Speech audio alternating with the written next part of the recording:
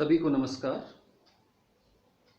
आज हमारा टॉपिक है how to utilise lockdown period. जैसा कि आप सबको विदित है, अभी पूरे देश में और लगभग पूरी दुनिया में लॉकडाउन पीरियड चल रहा है और इस लॉकडाउन पीरियड में ये बहुत ज़रूरी है कि हम अपने समय का सदुपयोग कैसे करें। इसके लिए बहुत से प्रयास हम कर सकते हैं। कोविड-19 को रोकने के लिए सोशल डिस्टेंस बनाना बहुत ज़रूरी है। पूरा विश्व शायद द्वितीय विश्व युद्ध के बाद की ये सबसे बड़ी त्रासदी है, लेकिन हर पहलू के दो पक्ष होते हैं, एक उसका पॉजिटिव और एक नेगेटिव। तो नेगेटिव एस्पेक्ट्स तो बहुत है इसके, बहुत से लोग इससे संक्रमित हो रहे हैं, कुछ डेथ भी हो रही है। और सबसे अच्छी बात यह है कि भारत सरकार और विभिन्न राज्यों की सरकारें इस पर बहुत अच्छा काम कर रही है। भारत में काफ़ी कंट्रोल है। अब एज ए स्टूडेंट हम इसके सकारात्मक पक्ष को देखते हैं। आज जब पूरी दुनिया इस वायरस से संक्रमित है, विद्यार्थियों के लिए भी ये बहुत ही चैलेंजिंग टाइम है। उनके स्कूल्स बंद हैं, कॉलेज बंद है, कोचिंग इंस्टीट्यूट बंद है, फिर भी हमें पढ़ना तो है, हमें आगे बढ़ना है। तो इसके लिए ज़रूरी है कि हम मोटिवेटेड रहें। मोटिवेशन जीवन के हर क्षेत्र में बहुत ज़रूरी है और विद्यार्थी के लिए तो मोटिवेशन बहुत बहुत ज़रूरी है। तो हमें क्या स्टेप्स लेने चाहिए, इस पे हम चर्चा करेंगे। उससे पहले मैं थोड़ा आपको मोटिवेशन के बारे में बताना चाहूँगा। दो तरह के मोटिवेशन मुख्य रूप से होते हैं। एक है इंट्रिंसिक मोटिवेशन। इंट्रिंसिक मोटिवेशन मतलब आंतरिक प्रेरणा जो आपके अंदर से आती है, और एक एक्सट्रिंसिक मोटिवेशन, बाहरी प्रेरणा, बाहरी मोटिवेशन जो कोई और आपको देता है। इसे एक एग्जाम्पल से हम समझ सकते हैं। मान लीजिए कि आपके मन में है कि मुझे एक बहुत अच्छा डॉक्टर बनना है ताकि मैं समाज की सेवा कर सकूं। तो इसके लिए आप नीट एग्जाम की तैयारी करेंगे। अब आपका पर्पज ये नहीं है कि आप डॉक्टर पैसे कमाने के लिए बन रहे हैं। आपको अंदर से अनुभूति हुई है कि मुझे पब्लिक वेलफेयर में, पब्लिक की सेवा करने के लिए डॉक्टर का पेशा चुनना है। यह है आंतरिक प्रेरणा। एक बाहरी प्रेरणा हो सकती है, आपके आस पड़ोस के किसी डॉक्टर को देखकर आपके मन में आए कि मुझे डॉक्टर बनना है, या आपके पेरेंट्स या कोई और कहे कि आपको डॉक्टर बनना है। वो बाहरी प्रेरणा है। बाहरी प्रेरणा स्टार्टिंग में तो बहुत अच्छी है, शुरुआत के लिए काम आती है, आगे ये काम नहीं करती। जब तक हम अंदर से मोटिवेटेड नहीं होंगे तब तक हम अपने लक्ष्य को प्राप्त नहीं कर सकते। अब एक और मोटिवेशन का प्रकार मैं आपको बताना चाहूंगा, उसे कहते हैं गोल ओरिएंटेड मोटिवेशन। अब ये गोल ओरिएंटेड मोटिवेशन क्या है? इसमें तीन कैटेगरी के लोग हैं। एक कैटेगरी है मास्टरी लर्निंग, दूसरी कैटेगरी है परफॉर्मेंस ओरिएंटेशन, और तीसरी है परफॉर्मेंस अवॉइडेंस। इन तीनों के बारे में थोड़ा थोड़ा मैं आपको बताना चाहूंगा। मास्टरी लर्निंग का मतलब एक बच्चा या एक लर्नर अपने सब्जेक्ट का मास्टर बनना चाहता है। वो लर्निंग इसलिए कर रहा है कि उसे सब कॉन्सेप्ट अच्छे से आए, वो अपने सब्जेक्ट का मास्टर बन जाए। तो वो क्या करेगा? सभी चैप्टर्स को अच्छे से पढ़ेगा, सब कॉन्सेप्ट क्लियर करेगा। लेकिन एक कैटेगरी उन बच्चों की भी है, उन परीक्षार्थियों की भी है जो परफॉर्मेंस ओरिएंटेड होते हैं। जैसे मुझे टॉप करना है, अब वो एग्जामिनेशन के प्रोस्पेक्टिव से पढ़ेंगे कि उन चैप्टर्स पे ज़्यादा फोकस करेंगे जिनसे ज़्यादा सवाल आते हैं। और कुछ ऐसे चैप्टर्स छोड़ भी देंगे जो एग्जाम के पर्पज से ज़्यादा फ्रूटफुल नहीं है।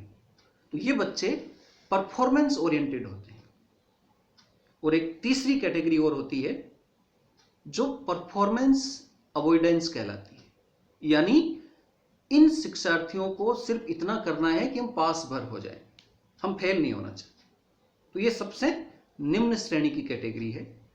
तो सबसे अच्छी कैटेगरी है कि हम मास्टर लर्निंग करें, अपने सब्जेक्ट के एक्सपर्ट हों, क्योंकि सीखने का उद्देश्य आपके व्यवहार में परिवर्तन करना है और आपको जो आप आने वाली लाइफ है उसमें आपकी लर्निंग क्या काम आएगी ये महत्वपूर्ण है।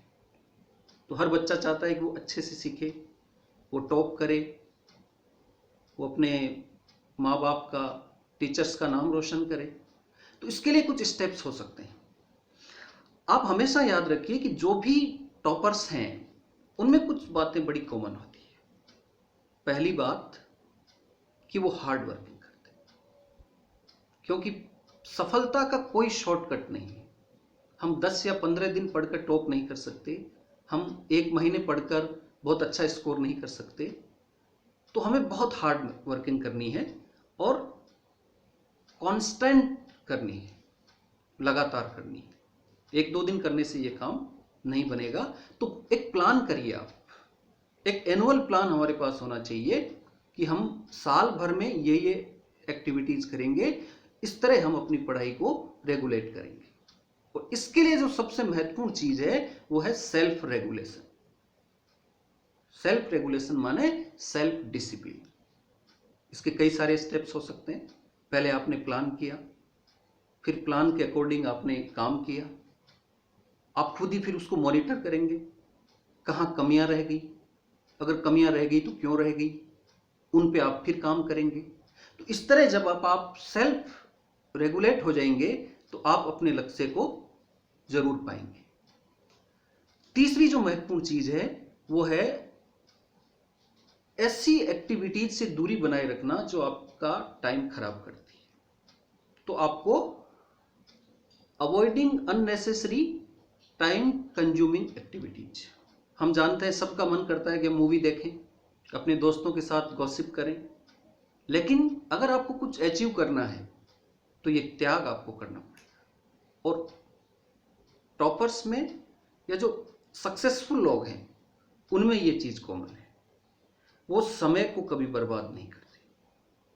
समय बहुत इंपॉर्टेंट है, तो टाइम की कदर करना सीखिए। ऐसी एक्टिविटीज जैसे आजकल बहुत कॉमन है, सोशल मीडिया पे हम बहुत ज़्यादा टाइम जाया करते हैं, पता ही नहीं चलता कब फेसबुक खोला और 1 घंटा निकल जाता है।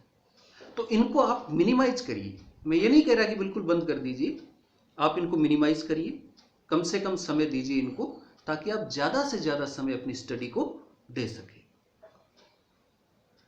एक और महत्वपूर्ण पहलू जो अच्छे बच्चों में पाया जाता है वो है वो रॉट मेमोरी को अवॉइड करते हैं और मीनिंगफुल मेमोरी पे जोर देते हैं।